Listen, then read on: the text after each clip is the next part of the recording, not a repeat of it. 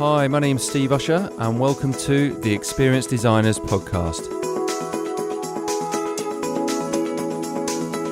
Hello everyone and welcome to a brand new episode of the Experienced Designers. So this episode is part 2 of a series of podcasts recorded live at the Design Thinking Conference in Amsterdam. And I got the opportunity to chat with Stefan van der Stigchel, who had the daunting task of being the first speaker at the event. But I have to say, absolutely wowed the audience with some amazing examples of how our brain works and constantly tricks us. And Stefan, in terms of his professional background, is an associate professor at Utrecht University and head of the research group Attentionlab. And the group's main aim is to study how attention and visual awareness shape the perception of the world around us. So this is a really super interesting subject when considering the lens in which we view situations or take an empathetic view or not, shall we say, is skewed. A majority of the time is wrong. So super interesting topic, and one of which I think we all learned something, and I hope in which you'll all learn something too from this interview. So enjoy the show and thanks very much for listening. Okay, so I am here with Stefan, who was one of the actors or keynote speakers from yesterday. So I'm really excited to have you on the podcast because it was a really well, I think it was well organized in the sense that having you up first was a really good opener. I just thought the card trick was brilliant. So, but anyway, we'll discuss that. And it was a good way to get people into the room. So it was brilliant. Just for the audience, so just a bit of an intro and a little bit about yourself and your background. Yes, given that this will be perhaps published after November 1st, I'm a full professor in experimental psychology. Just waiting for 2 more weeks to wait for the letter to come in. And I work at Utrecht University. Experimental psychologist, meaning I study how we behave and how we see what we see. So I study attention, visual attention, most dominantly. So our eyes are bombarded with visual information, and we only select part of that information. This is a process called attention, and that's what I study. Yeah, excellent. And can I just ask, what got you into this study and into this specialist area, I guess? I think I was always interested in how the brain works, and I got into a project on eye movements because I found eye movements are really cool to measure them with eye trackers. And after a while, I started to realize what's the function of eye movements actually. And then I got into the question of visual perception and then into attention. Yeah. So it came from a motor behavior, like movements, eye movements, thought it was interesting. But I think the function of eye movements are even more interesting than the movement itself. Yes, indeed. Yeah. And so just give us a bit of an overview of your message that you gave to the design thinking group yesterday. Yeah. And, when you constructed that amazing keynote, kind of why you put those components in and what were you trying to get across? So the focus on this conference is about empathy, right? Yeah. And my take on it is that I would like to convince people that everyone in the world perceives the world differently.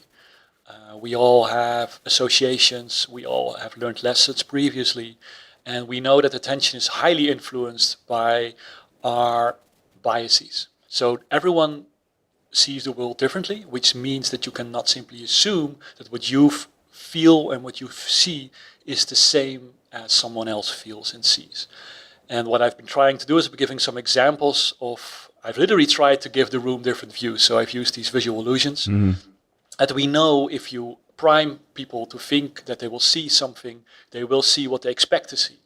And that holds for everything, right? When you're looking for your red book, you only see red objects. Mm. When you're at a party and you think someone's really interesting, this person's wearing a blue shirt, everyone that's wearing something blue will capture your attention. Yeah. So it very much depends on the time of the day and what you're thinking about. That will influence what you will get from the world around you. And that's different for everyone. Mm. So that's important to know. Those are reflexes. If you think about blue, then everything that's blue will capture your attention automatically. Yeah. Which means that everyone is captured by different things when they are in a room, when they're talking to people. And I think that's important to understand if you really want to understand the other person. Mm-hmm. You have to realize that this person might not be seeing the same thing as yours. Yeah. And that's kind of the first step, isn't it? Just that having that awareness that, okay, not everybody sees the world in the way I do. So, you can design something, but you cannot assume that the way you see it will also be how other people will see your design. Absolutely. And just something you talked about, which is around the spotlight, which I thought was really interesting. So just explain a little bit about... So attention, like the best analogy for visual attention is as in terms of a spotlight. And why? Because the spotlight travels around in space, just like our attention. You can increase the size of a spotlight, just as our attention. When we're reading, your spotlight is really small, but when you have overview, your spotlight is really large. And everything that's not in the spotlight will be ignored. Yeah. And that's the same thing with attention. Everything you don't attend to will simply be ignored. That means that in every moment in time, only a very limited amount of information is actually processed up to a level that you can identify it. And the majority of information is simply ignored. Yes. And does that make it, doesn't it make it very difficult to get people's attention these days? It is. It's just, you have to be so precise in your message or your visual or what you're trying to get through to somebody.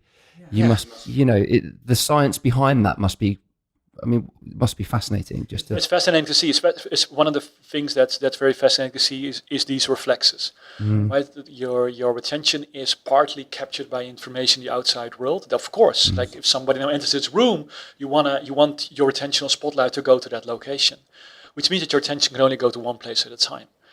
And what's interesting in that perspective is that everyone is trying to capture your attention, right? But you also have control over your attention. A lot of the times you don't want to be distracted. So there's this continuous battle between information in the outside world that's competing for your attention and your own task and your own intentions, what you want to do. Because attention can only go to one place at a time. So somebody has to win. Yes. And sometimes the outside world wins and sometimes you win. Yeah. And sometimes what happens in the outside world is not congruent with what you want to do. Yes. And then there's a conflict. Yes. And then you get a message from your phone and you're distracted. Yes. Yeah. And there's a lot of distractions out there these days. Oh, well, there are. We're just bombarded these days. So I think concentration is becoming more and more difficult than ever. Simply the amount of information is increasing. But attention is also the solution, right? Because not all the information that's presented to you will be processed. So it's just a matter of focusing on the right things and ignoring everything else. In the end, attention is a filter. And there's not going more information through the filter. That hasn't changed. But it does require us to focus on the important things and ignore the irrelevant stuff. Interesting. So how do we train ourselves? How do we, awareness is something we talked about briefly earlier. So awareness. So being aware that those reflexes are there. Yeah. And you can train your concentration by doing it. And so I've been reading a lot into the concentration literature. And one thing we know from that is concentration is like a muscle. You have to practice. If you're multitasking all the time, meaning that you're doing two things, trying to do two things at the same time that need attention, you will lose the ability to concentrate for a while. Yeah. So this means that you would have to create your environment such that you're not distracted, that you don't allow yourself to be distracted. But a good sleep and meditation, those are simple things. And those might sound like open doors, but there's actually scientific evidence that those things help in focusing. Yeah, amazing. And trying to get your concentration. So let's connect it back in with empathy and the design process. So what's your thoughts? What's your take on this from a... Well, we talked a bit, but I think it's important to add there that it's important to realize that the reflexes are not going to go away. Yeah. Right? If you think about blue things will capture your attention, which means that these reflexes are there in order for you to survive, and in order to find stuff, and in order to sort of be safe. But it's important to realize that those are reflexes, and that there is this other process which is a lot slower, but that allows you to think about those reactions and those reflexes. Yeah. So you cannot change the reflexes. And I think the meeting we just had before, we talked about traffic, right? Yeah. Your first reaction might not be the reaction you want to give, but there's nothing you can do about it. It's a reflex. Yeah. So if you get angry if somebody hits you on your bike, but it's important to realize that it's a reflex, and that if you think about it a little bit longer, you can get away of the bias that you might have. Yes. So what I'm trying to claim here is that your first initial thought of someone is a bias. Everyone's biased. What's important to realize is that that's a bias, and that if you take a little bit more time, cognition comes in. Yes. And you can change your interpretation of someone, of a situation, and that's the awareness I think is necessary to be in a room where there's empathy. Yeah. So how I'm thinking this is a curve. So this initial peak. Yeah. So would you say then where it drops down with what variables you think impact the severity of that curve? So that where we talk about that initial response or initial emotion, whatever might come out of it, and then that step back and reflect and then reframe or reevaluate. So do you think there's some variables in there and what that might be? Well, I think the impact of the event is of course very influential, but also I think it comes down to concentration again. So meaning that I think these things are really difficult when you are indeed tired or when you've been multitasking the whole day and you have high stress levels. So also there it's important that some of the decisions you might make while stressed or some of the decisions you make while tired might not be the right decisions, simply because they're based on these biases and based on these reflexes.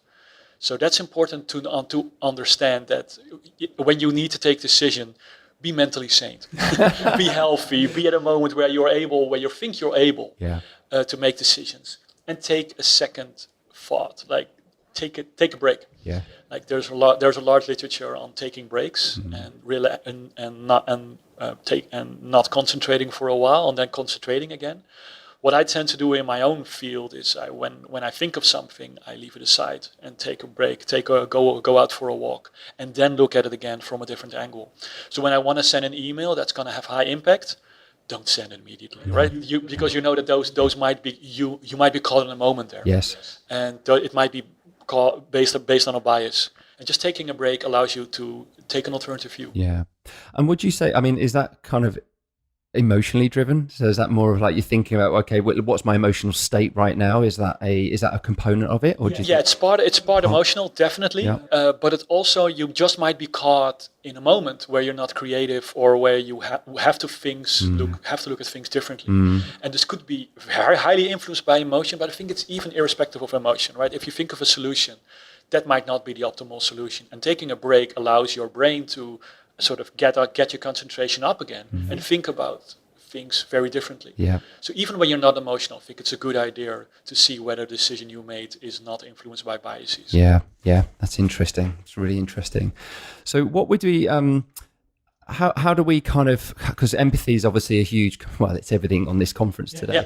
What would we need to do to evolve ourselves around empathy in your mind? What do you think we need to be doing more of to we talked about stretching the muscles and practicing. What do you think we need to be doing?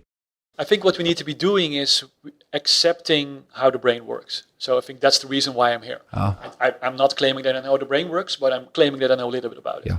So, and I know about biases and I know about reflexes. And I think that's also the reason why I sometimes write a book or an article explaining to people outside of academia, that these are lessons you should take seriously. And that empathy is something that might go automatically. It might seem like something that happens automatically, but there's really this meta view, and it takes time. And knowing what defects your brain might have or what shortcuts your brain might take can really help you. So I can advise everyone to keep up with the literature a little bit and try to understand how the brain works. If you want to really feel empathy, if you want to be empathetic, it means that you have to understand how the other person works, but also how you work. Yeah. Can I let's get scientific now. Sorry? So let's get scientific. Yes, let's get scientific. So, because and I'm going to relate it back to this in just a second. So there's a very famous example of black cab drivers in London.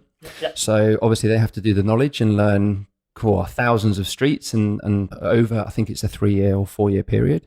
But there was some research done where there was a component or part of their brain that was, because it's a muscle, it was like 3 times the size. And then once they retired, it shrunk back down. Yeah. So empathy. And where does this sit in the brain? And is it a muscle that can be developed? And like a black cab's memory, black cab driver's memory. So. Yeah, no, it's a good question. So I think there are some of these things, like a concept as awareness, that doesn't have one function in the brain.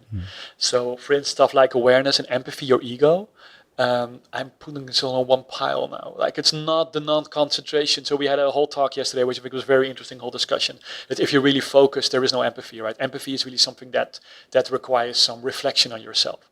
So I would like to link it to the default network. And the default network is a brain network that's active when you're not doing anything highly focused.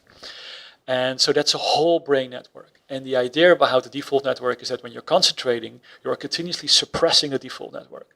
That's why concentration is so difficult. The moment you lose concentration, whoop, there you go, mind wandering again, and your default network becomes active.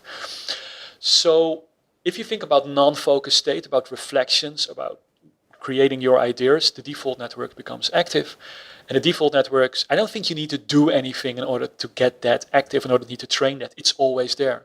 I think it's very difficult to not be mind wandering. Concentration is difficult, right? So I think there's not something you need, that empathy is not something you need to train. I think it's there. I think you need to understand how it works. But I think it's very different from the cab driver example that you gave. That's a cognitive function. Oh. I don't think empathy is a cognitive function. Okay. I think empathy is almost like a personality trait. Yeah. And that's something you can think about and something you can consider. And practice. And practice. Yeah. Think about it. Because I guess empathy comes, I was interested, I was talking to a lady just a minute ago, and she felt that she could distinguish between, or one of her biggest learnings actually from this conference was compassion and empathy. And she realized, actually, I'm really good at empathy.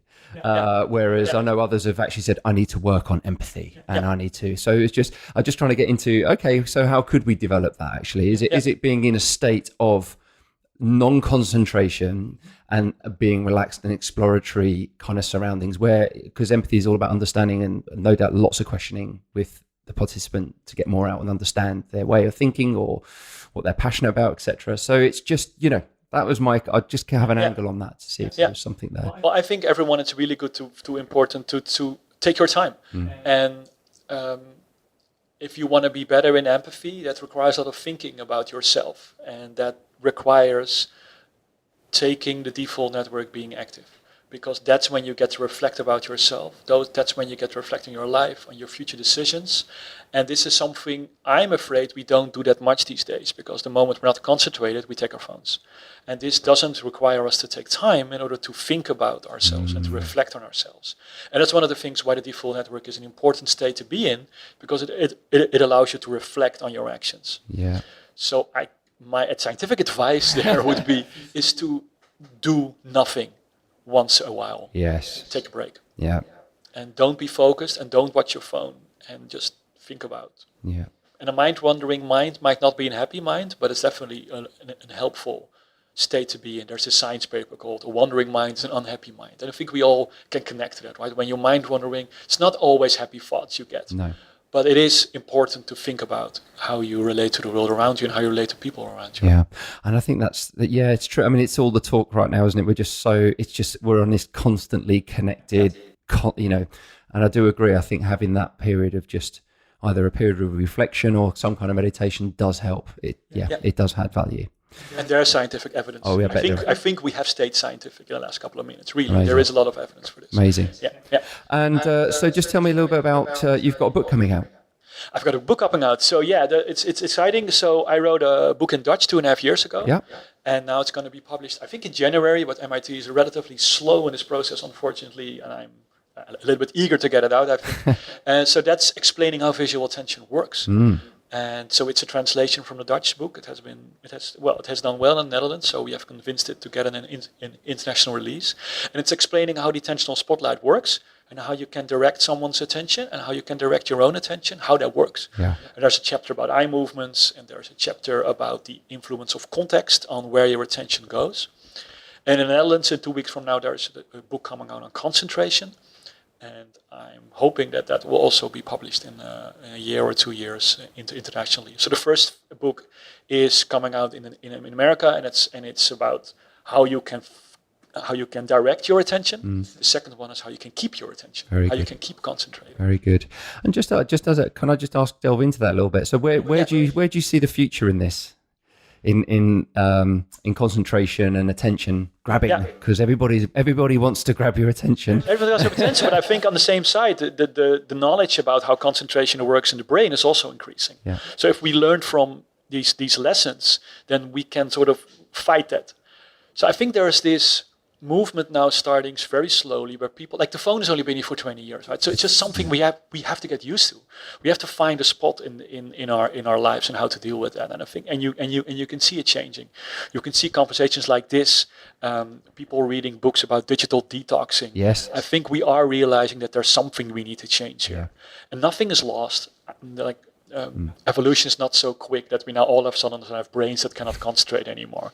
And I think we are more creative than ever. So don't worry about our creativity or our concentration. But I do think that we're not using our brain optimally.